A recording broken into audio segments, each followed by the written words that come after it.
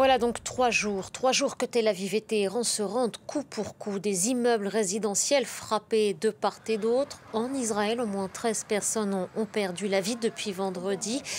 Parmi les victimes, on compte au moins 3 enfants. On retrouve tout de suite notre correspondante à Jérusalem. Bonjour à vous, Noga Tarnopolski. Merci d'être en direct avec nous. Noga, depuis le déclenchement de cette opération, Benjamin Netanyahou a justifié cette offensive comme nécessaire pour défendre l'État d'Israël face à la menace iranienne. Est-ce qu'il y a aussi une forme d'opportunisme dans ces opérations?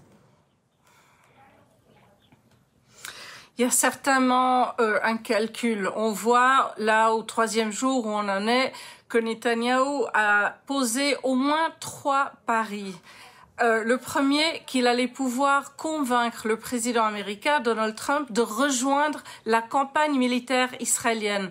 Aujourd'hui, on voit sans cesse de fuites de la part du gouvernement israélien qui annonce qu'en fait cette campagne ne pourra pas être complétée sans de la force additionnelle américaine. On voit aussi qu'il a parié que le régime iranien est tellement faible qu'il pourrait tomber. On voit aussi plein de messages israéliens là-dessus. Et finalement, il parie que cette campagne militaire pourra réparer son image dans les yeux de son peuple, des Israéliens, entre lesquels il est devenu extrêmement pas populaire. Je dois dire que pour le moment, ces 3 paris restent assez risqués.